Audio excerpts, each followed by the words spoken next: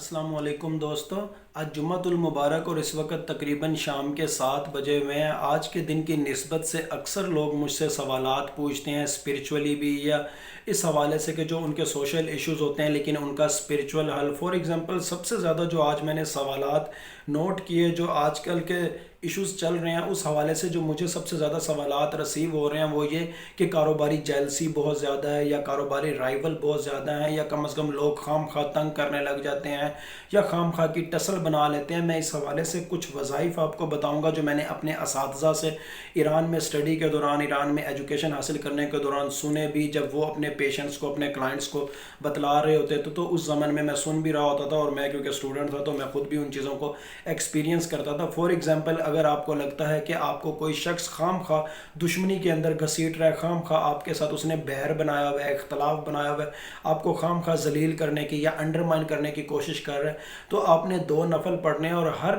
دونوں رکعتوں کے اندر سورہ فاتحہ کے بعد آپ نے سورہ کوثر پڑھنی ہے۔ لیکن جب سورہ کوثر کی آخری رکعت پر آئیں گے، یعنی کہ اِنَّ شَانِئَکَ هُوَ الْأَبْتَرُ، اس کی لامحدود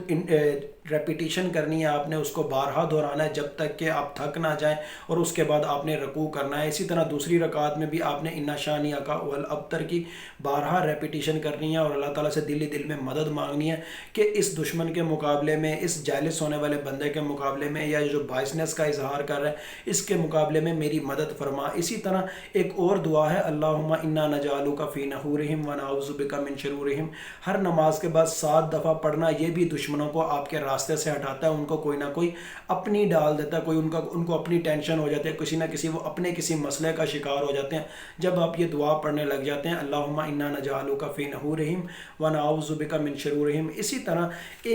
کچھ چیزیں ایسی ہوتی ہیں جن کے بارے میں ہم صوفیہ کرام سے یا اولیاء کرام سے سنتے ہیں، وہ مسنون تو نہیں ہوتی، لیکن سجدے کے اندر کہا جاتا ہے نا کہ انسان اللہ تعالیٰ کے بہت زیادہ قریب ہوتا ہے، اور اس دوران میں وہ جو دعا بھی مانگے وہ قبول ہوتی ہے۔ بعض اوقات کچھ ایسے حاسدین ہوتے ہیں، کچھ ایسے دشمن ہوتے ہیں جن کے خلاف آپ کے اندر مقابلہ کرنے کی سخت نہیں ہوتی، تو ایسے زمن میں مختلف اولیاء کرام، یہاں تک کہ میرے ٹیچر بھی مجھے کہا کرتے تھے کہ یا مدمر الاعداء والحاسدین انی مغلوب، کہ اے حاسدین کو یا اے دشمنوں کو انڈرمائن کرنے والے، ان کو کرش کرنے والے، میں بے بس ہوں۔ سجدے میں جا کے جب آپ اللہ تعالیٰ سے یہ کہیں گے، اور جتنا دل کرے اتنی دفعہ کہیں گے، تو اللہ تعالیٰ کیونکہ سجدے کی حالت میں انسان کے سب سے زیادہ قریب ہوتے ہیں، آپ نے اکثر یہ سنا بھی ہوگا، پڑھا بھی ہوگا، احادیث بھی اس حوالے سے ہیں، تو اللہ تعالیٰ یقینی طور پر آپ کے جو دشمن ہیں یا جو آپ سے جیلس ہو رہے ہیں، جو آپ سے حسد کر رہے ہیں، ان کو آپ سے دور کر دیں گے۔ اسی طرح میرے ٹیچر ہی اپنے کلائنٹس کو یہ بتایا کرتے تھے کہ اگر کوئی شخص آپ کے پیچھے ناسور کی طرح چمک جائے، اور اس نے یہ تہیہ کیا ہو کہ آپ کو ہر صورت ذلیل و رسوا کر کے چھوڑے گا، اور اس کا گھر آپ کو معلوم ہو،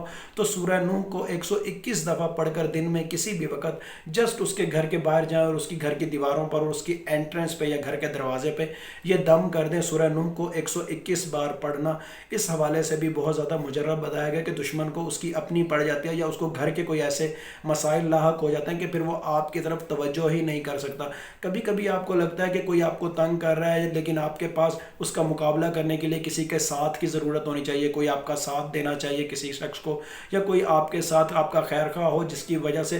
اگلا دشمن آپ کو تنگ نہ کر سکے۔ تو اس کے لیے دعا جو بتلائی جاتی ہے، ربی لا تذرنی فردن وانت خیر الوارثین، اور اس دعا کو ہم اکثر سنتے ہیں، اکثر ہمارے معاشرے میں سمجھا جاتا ہے کہ یہ اولاد کے لیے دعا ہے، لیکن آپ اس کا ترجمہ دیکھیں، اس کے اندر اللہ تعالیٰ سے یہ دعا مانگی جا رہی ہے کہ میں بہت اکیلا ہوں، مجھے کوئی نہ کوئی ساتھ چاہیے۔ اسی طرح حضرت علی کا بھی فرمان ہے، مختلف اولیاء کرام، مختلف صوفیہ کرام بھی اس حوالے سے کئی دفعہ ذکر کر چکے ہیں کہ لا حول ولا قوت الا باللہ، یہ جنت کے خزانوں میں سے ایک خزانہ ہے، ڈیلی اس کو 100 دفعہ پڑھنا، اللہ تعالیٰ غیب سے آپ کی مدد کے اسباب بھی پیدا فرما دیتا ہے، آپ کے دشمنوں کو انڈرمائن کر دیتا ہے، اور کم از کم 100 کے قریب آپ کے مسائل اس زمن میں حل ہو سکتے ہیں۔ پھر اس کے ساتھ ساتھ اگر آپ کو لگتا ہے کہ آپ کو کسی کی نظر لگ گئی ہے، یا کوئی آپ سے حسد کر رہا ہے، سورہ قلم کی آخری 2 آیتیں اس حوالے سے بہت زیادہ مجرب ہیں، ان کا ترجمہ بھی آپ پڑھ سکتے ہیں۔ اگر آپ کو لگتا ہے کہ آپ کی کسی چیز پر کوئی نظر لگی ہوئی ہے، یا کوئی حسد آپ سے حسد کر رہا ہے، یا کسی بچے کو کوئی بیماری ہے، یا کسی پروڈکٹ پہ، کسی گھر پہ اگر آپ کو لگتا ہے کہ نظر لگی ہوئی ہے، اول آخر 3 دفعہ درود شریف، اور درمیان میں بسم اللہ الرحمن الرحیم کے ساتھ سورہ قلم کی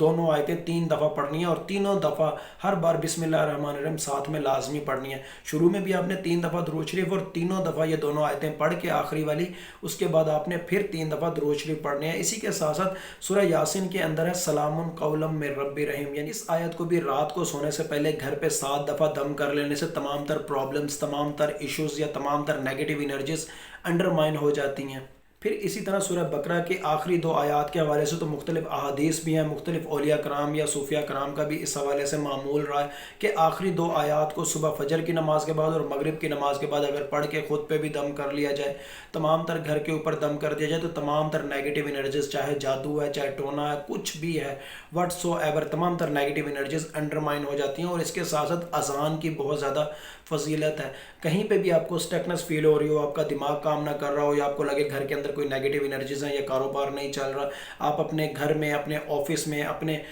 कारोबारी जगह पर इतनी आवाज़ में ज़रूर अजान दें कि आपके अपने कान सुन रहे हो, ये नहीं कि पूरा मोहल्ला सुनने लग जाए। इतनी आवाज़ में ज़रूर अजान दें कि आपके अपने कान सुन रहे हो। ख़ासतौर पर विस्परिंग वाली टर्म मैं यहाँ पर बहुत ज़्यादा यूज़ करता हूँ। अजान देने से भी आपके मामलात ईजी होने लग जाते हैं, आपके मामलात खुलने लग जाते हैं। आपको जो लगता है कि आपके दरवाजे बंद हो चुके हैं, वो दरवाजे तमाम तर खुलने लग जाते हैं। ये जो कुछ आज मैंने आपके सामने वज़ाइफ बताए, आप में से अक्सर लोग मुझसे सवालात पूछते थे और मैं अपने टीचर से जो कुछ मैंने सुना या ईरान में रहते हुए मुख्तलिफ मामूलात जो मैंने अपने असातिज़ा के देखे, मैंने उस ज़मन में आपको बतलाने की कोशिश की। लेकिन फिर भी ईमान का तकाज़ा है कि हमेशा की तरह यही कहूँ, होता वही है जो अल्लाह ताला चाहते हैं। अल्लाह ताला चाहें तो ये सब कुछ हो, अल्लाह ताला चाहें तो कुछ भी ना हो, अल्लाह ताला चाहें तो कुछ हो और कुछ ना हो। बिलाशुबह गैब का इल्म सिर्फ़ और सिर्फ अल्लाह ताला की ज़ात को है। Thank you so much.